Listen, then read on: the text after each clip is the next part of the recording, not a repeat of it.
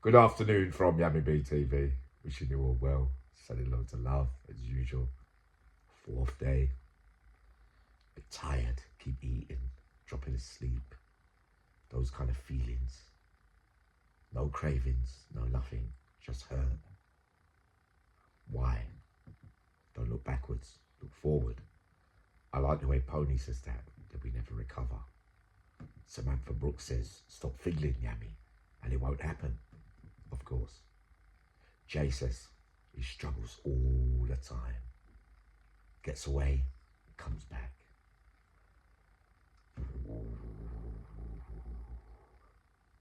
Many of you, 426 rightly says, nearly OD'd on his last go. That was the final curtain. Mine was the final curtain going into that ambulance. How ridiculous it all seems to me now, if you get what I mean.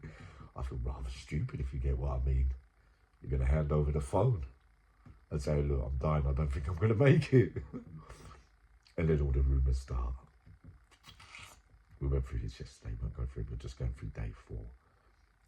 But those are the feelings at the moment, like I'm moving forward. But I tell you what, I feel happy though, if you get what I mean. I feel happy just to be here. And just to think, like coming into my 3rd year of being out, March, it's going to be 3 years. And, you know, you've never been out longer than 5 months. 20 weeks was your maximum from 12 years old. You only had 5 weeks out, 8 weeks out, 6 weeks out, 1 week out, in between sentences.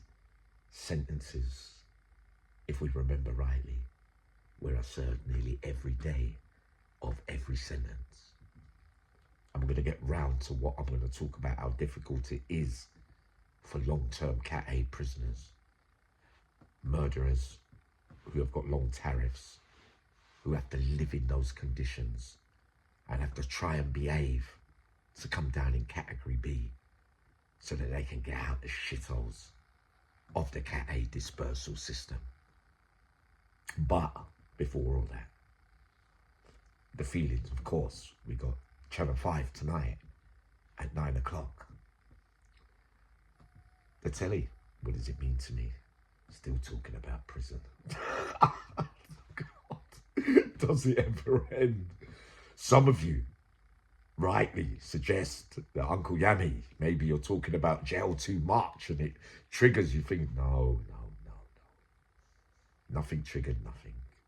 I went in search of the wrong place. It didn't find me. There was no one around me using. I'm not around anybody who does criminal crime or drug dealers or anything like that. My circle's really, really close, if you get what I mean. It's got a few friends that do bits and bobs and are part-time addicts and seem to get by. But, you know, we find out, Samantha Brooks right, I can't do part-time, right? So we know that. But the reality is day by day. But the arguments about do we ever recover? I see the comments. I see that some agree with me. We never recover.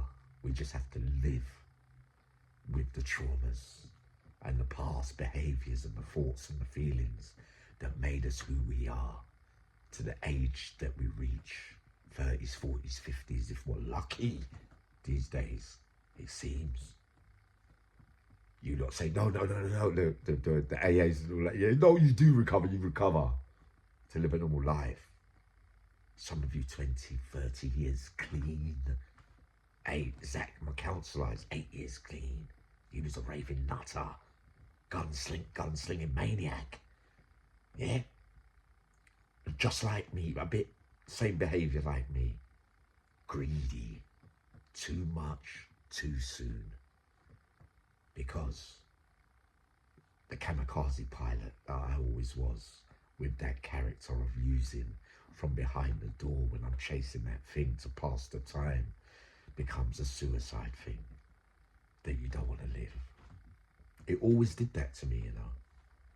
Every time I touched something for a short period, long period, no matter, it always left me with that one feeling that I didn't like myself even more. But before I used, I'd loved myself. You see what I mean? I liked it. I like today being me, if you see what I mean. It feels good that you're going to be on telly. It doesn't really impress me that much. I'm on BBC Sounds next month. You know? All the drama surrounding it, just like the catA's. When I was fully in the mix with everybody, there was anybody. But you don't make me laugh. Some of you, I think we're on the same page. But I do agree also that we do recover and live normal lives. People get on with their lives and put it all behind them.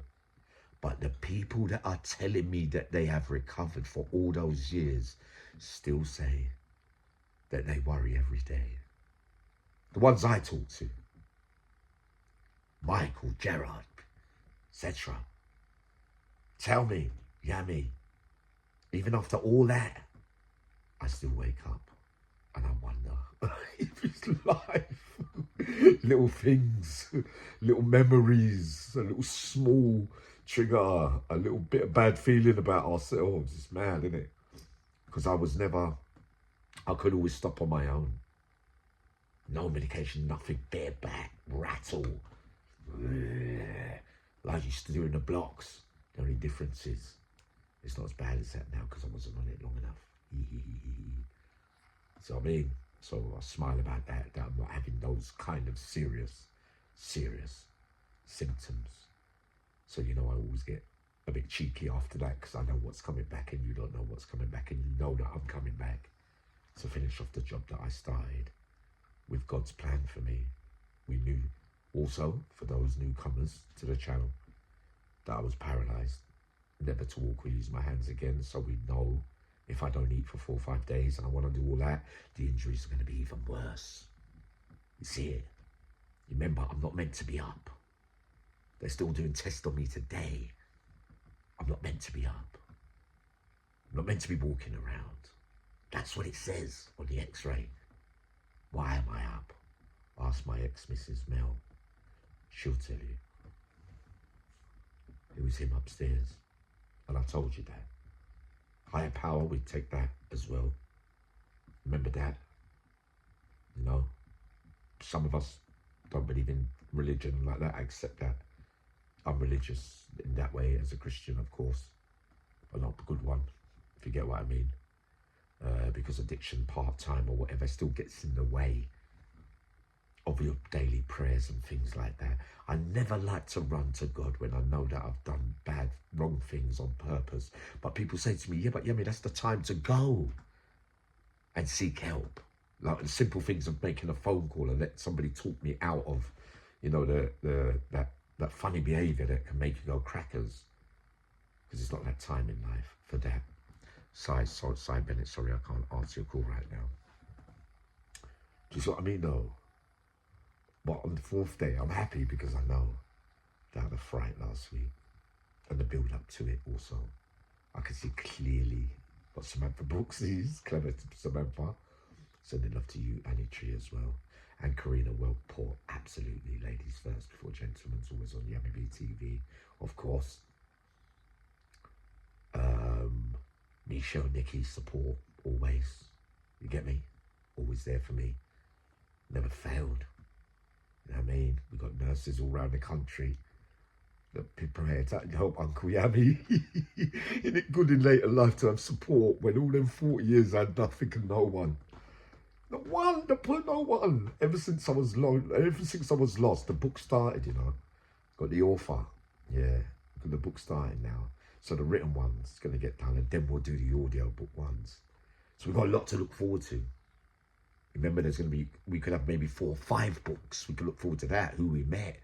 Like we said, Norman, what's his name? Tales, Parkhurst Tales. Some of the tales that I haven't told yet. You remember that? What I'm holding on to. Never mind what I'm releasing. A man comes up here and he says today, Yummy, but you're grassing yourself up. I said, so what do you want me to do? Hold it all the way in? Who am I going to tell? What do I do? Come up here and blag my followers and my beloveds and tell them what, you know, try and seek, you know, swerve my way out of it when they watch me every day and know what kind of Yummy is coming to the table. You know, you don't know. You lot are talking about yesterday's video was my best ever video. I know, I looked at that, I thought, I know, I see what you mean. Because I know when I'm me, when I'm fully me, it's the real me. I get what you mean. But you know the facts about criminals and what people say and what they do and some of the stuff that goes up there is a load of fucking shit. For you lot, for the catAs, now interesting that Danny Roach, my boy, right? Or my little brother, Danny. Interesting that he passes a documentary. Of course, you know that I don't watch stuff, but you know, I've got one of the Irish prisoners coming soon as well. Some of the ones, because you know, I need my memory jolted sometimes now. Danny Roach, excuse me, up on video, I see the units. And then I remember that I know Frank Winsom. I know Fred Lowe. You know what I mean? I know that I spent a little time with Paul Sykes. I don't know Paul Sykes properly, but you know that I know now that I spent more than 3 places with him, if you get what I mean. Again, what happens when the head is clear, the memory becomes a little bit better. Frank Winsom was in Highdown with me and used to run around with me. Claire Barber, sorry, I can't answer my phone, darling. Right? He was in Highdown with me and Whitemore, I think.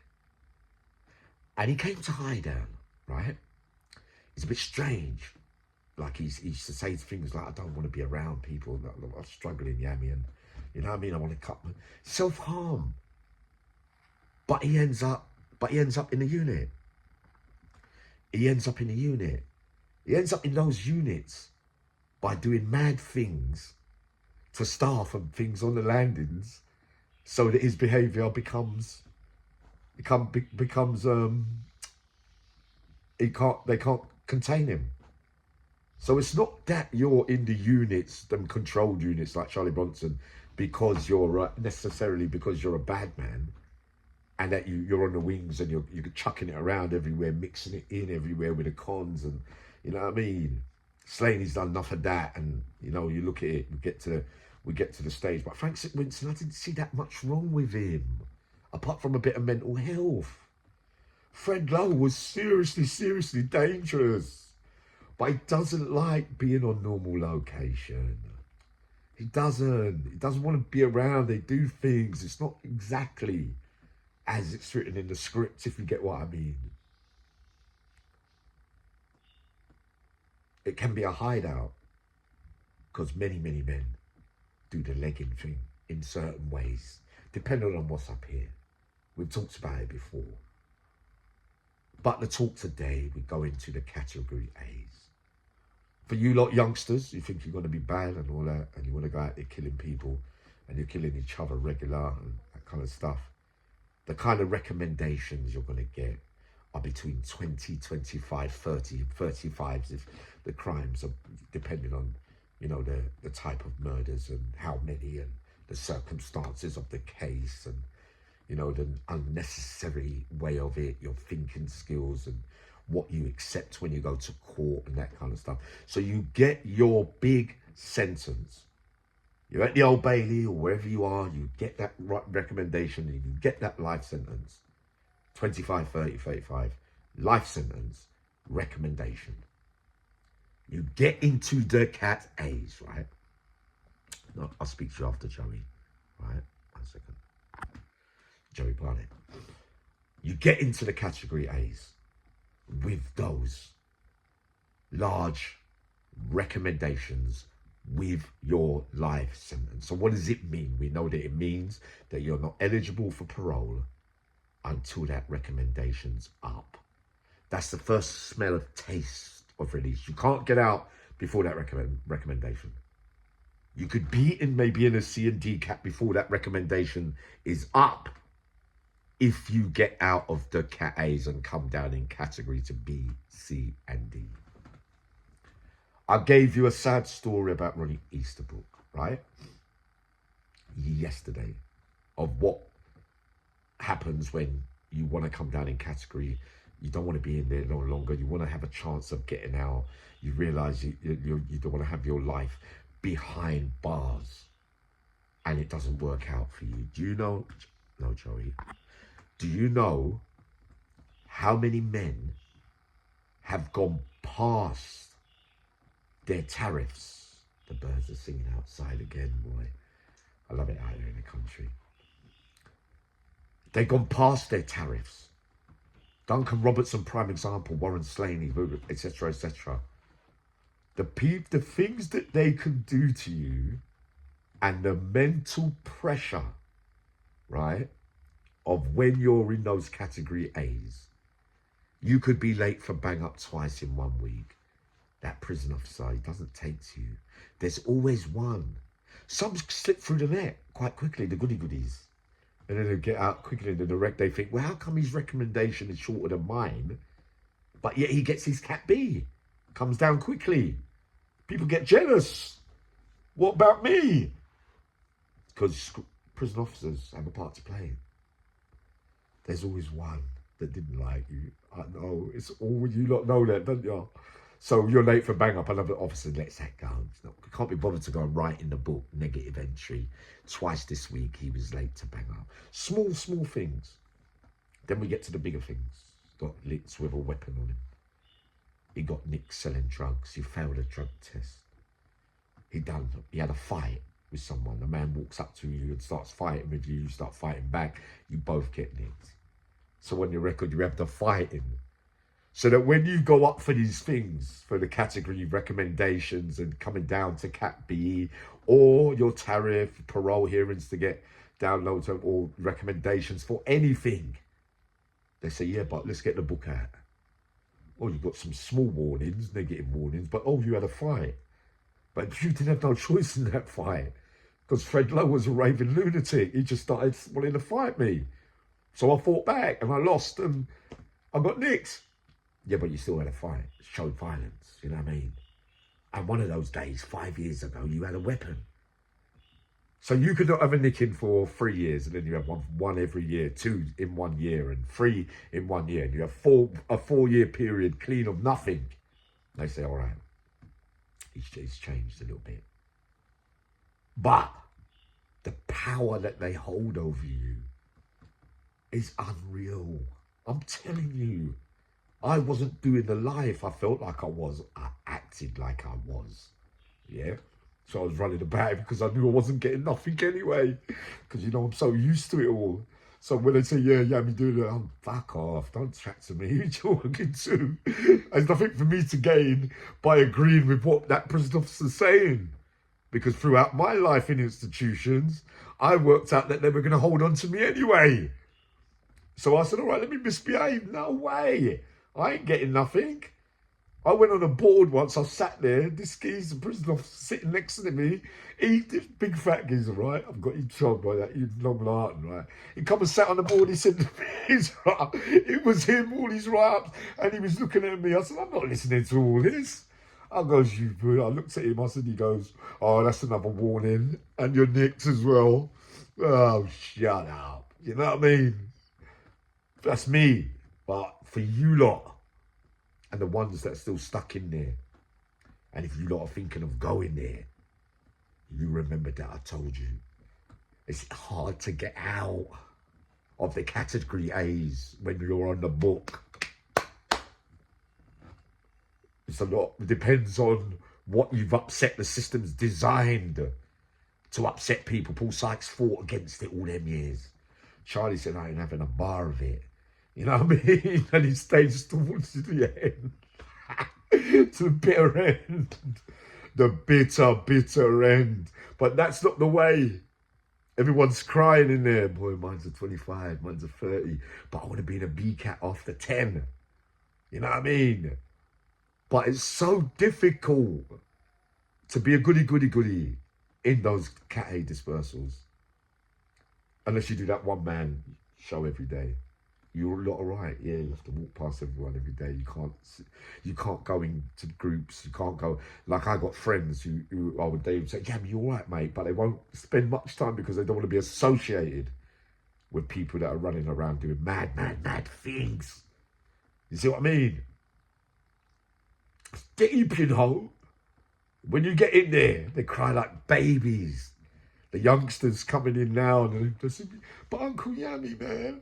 You know what I mean? And then they have to join the brotherhood, the gangs and all that.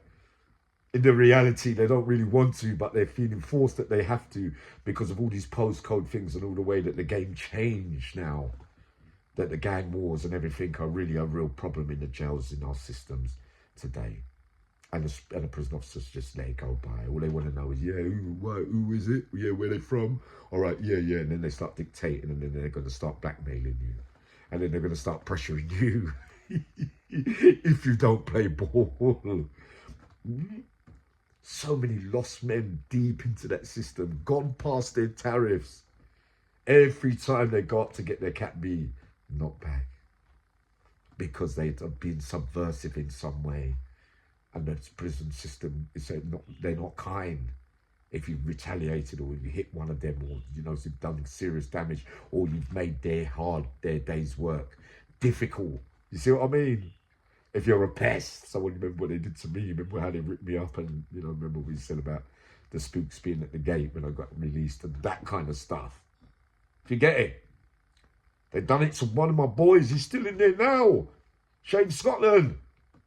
Everybody's out apart from Shane. Shane should be out back now. Good boy. Rest of me. Shane should be out, but they go hold on to Shane because of the way Shane moved. They moved a bit like me, Shane. But then we did the life sentence. He doesn't want it. He doesn't deserve to be in there. He's done the tariff. He's done his time. You know what I mean? He's got to done that bit of behaviour. He doesn't want to be, everyone's been outside. He wants to go, and then we come out here. If you do get through the system after all that, and you think, yes, I'm out of the pressure cooker, the nut house. That is the category A's, really, is the head nut houses, really. Because you're surrounded by loads of people that are not well. Some crimes are forgivable, I believe, and I believe that they can be worked on, emotionally, that you can come to terms and accept the responsibility of your crimes. Some are just run by serious mental health and they're deluded and things like that and believe that they were right to do the murders that they've done, so they don't care. You see what I mean? So there's all different types. So when you're clashing with a man like that and you want to get out, you're thinking, oh, for effing hell's sake. All the big names don't really fight each other, do they? There's been a few I haven't talked about yet that fought, yeah? But really, in reality, the big names seem to have got out. There's a few of them. And some are coming, some ain't never going to come, right? Trust me. But they don't really fight each other all the time. It's just mutual respect and blah, blah, blah. Dropping in the comments that, yeah, one of those days that Kevin Lane put it on Tony Argent. Not true. Just wouldn't happen. Never happened. If they had an argument, it would be mutual, decided in a certain way. Tony doesn't argue back like that. Kevin doesn't really. Kevin knows his the way the thing works and all that. He knows what to say, when to say it, and how to say it when he says it, if you get what I mean. Those ones that, with their brains click together, if you get what I mean. Work the system. Got back out. Yeah. Clever. Right? But many still in there, suffering. And remember I told you, you're in the hands of a system that is so unkind, I'm telling you deeply. It is so mad, like you can't get away from seeing people every day and you don't know, it depends what you're in. Remember, you got the men that come to jail, they're not in gangs and things like that, right? But that doesn't seem to matter.